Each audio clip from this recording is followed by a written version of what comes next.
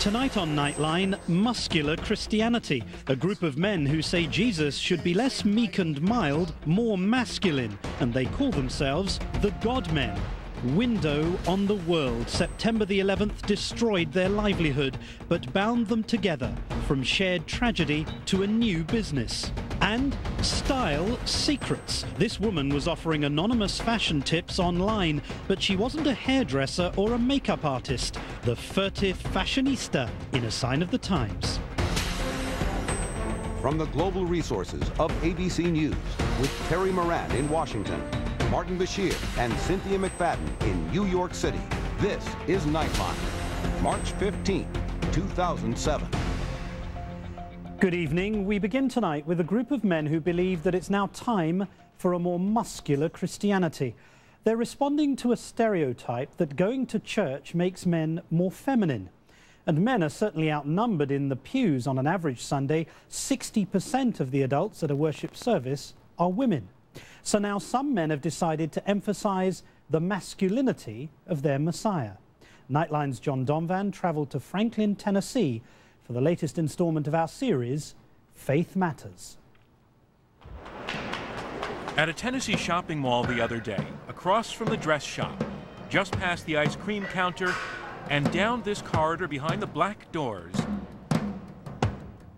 nearly 300 Christian men, and only men, paid $68 each in order to be God-men, or as one guy there put it, to cowboy up as followers of Jesus. Which took them in the course of their 6 hours together to some interesting guy places. They watched some goofy videos of sports screw-ups, and they laughed together.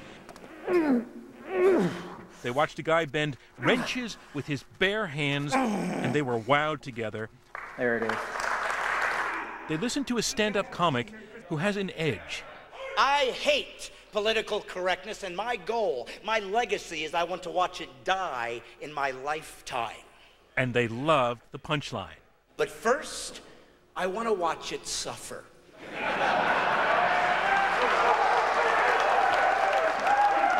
But mostly they were there to acknowledge that there are manlier ways to be Christian than the ways they learned growing up. A meek and mild Jesus eventually is a bore. And that there are some things you will never hear said in church. Because who doesn't want to look at a naked lady? Or with kids or women present, like what happens when a Christian man is hooked on pornography. Because some of you are addicted. Some of you don't know where to go. You don't know what to do. So let's talk about it. And that's what these Christian men did, although we cannot show you all of it. They've just finished a part of the session for which we were asked to take the cameras out, but I was allowed to stay in. They wanted cameras out because they wanted the men to feel that they could have a frank and open discussion, and that's exactly what happened. A kind of conversation you would probably never see in a church or with women present. The men were talking very frankly about desiring women who are not their wives, talking about internet pornography, asking questions about homosexuality, a lot of it with male joking and joshing, but it helped the conversation move along. It is exactly what the founders had in mind when they set this thing up. And one of those founders is Brad Stein, a stand-up comic. People are actually going to tell me you shouldn't say Merry Christmas at Christmas time. Known as a Christian conservative comedian who generally plays to a lot of church groups. But now, as we discussed in a restaurant at the mall where the God-men were assembled, he's trying to take it past entertainment. So you're still figuring it out? We're still figuring it out. Something new is happening, and we feel like maybe it's the next page in men connecting to God in a way that is been lost. Lost, he says, because Sunday church is too straight-laced, boring, and disconnected from what really makes a man tick. We felt like maybe if laymen run this, we have nothing to lose.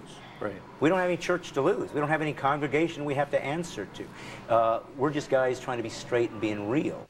If Jesus were to appear today... One of the day's first speakers is Paul Coughlin, author of a book called No More Christian Nice Guy. He argues that the image of Jesus most Americans grow up with is too passive. He calls him a bearded lady. We just, unfortunately, within the church, in many cases, many times, we only emphasize the tender stuff. we cut out the tough stuff about Jesus, and that's awfully unfortunate because the tender stuff doesn't work without the tough stuff. You cannot love without courage.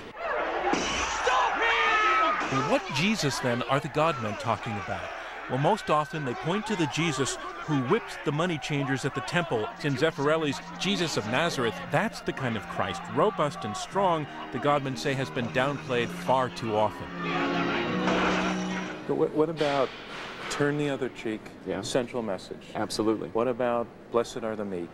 Yeah. So what do you do with that part of the lesson? Well, meekness is important as well.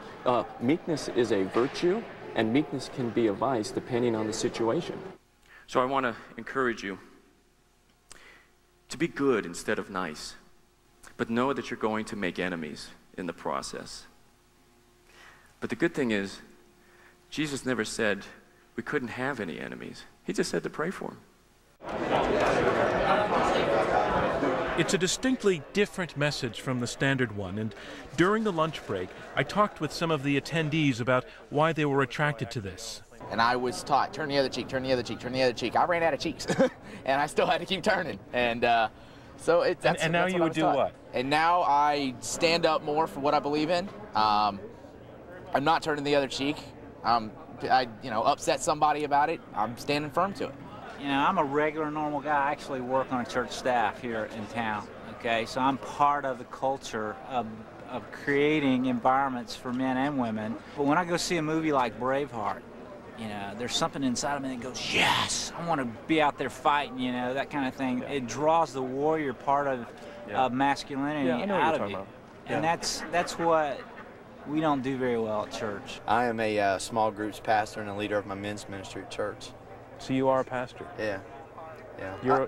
You're a manly specimen of a pastor. I hope to be, you know. This is how I go to church. Is it really? I wear my Crocs and blue jeans and T-shirts, and that's how I'm comfortable going. And if people are uncomfortable with me going to church like that, they can go find a church where they're more comfortable. Are there topics you can broach here that you wouldn't in church if there were women? I'd say absolutely. Like There's been a few you've ever mentioned this morning. I'm not going to mention on camera, but yeah, we don't sit around the dinner table and talk about them, if that's what you mean. Despite some complaints voiced here that feminism has gone too far, making society suspicious of male strength, even contemptuous of it, Stein was at pains to say over and over again that God-men is not against women. We believe that women are equal partners in our marriages, that they have equal control, that they need to help us with our families and give us wisdom that they have, but we believe that not at the sake of men finding out that sometimes we're more aggressive, that sometimes we have a sense of competition, of taking the bull by the horns, that we do grow up liking to blow stuff up. And so it went, 6 hours of guy talk and God talk, and then near the end, Brad Stein threw a curveball. Michael Brewer. To this mostly conservative crowd, when he introduced a man named Michael Brewer, who told this story. At the age of 13, I realized I was gay, as I had sexual relations with other boys my age. Gay, Brewer said, but also a Christian who considers gay sex wrong and is tormented by that fissure in himself. His story of shame, his story of being beaten and attacked, perhaps by men like those sitting right in front of him. It took so much courage that the crowd got the point after a day of talking about courage, and when Brewer finished, they stood up for him.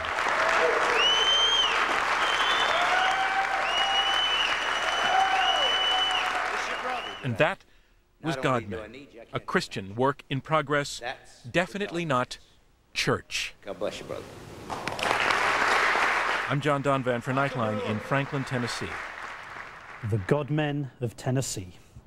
And just ahead on Nightline, risen from the ashes, the World Trade Center tragedy gave them a special bond. Now they have a new business. And mystery minister. She was giving secret fashion tips online. But why did she conceal her real name? The answer is the sign of the times.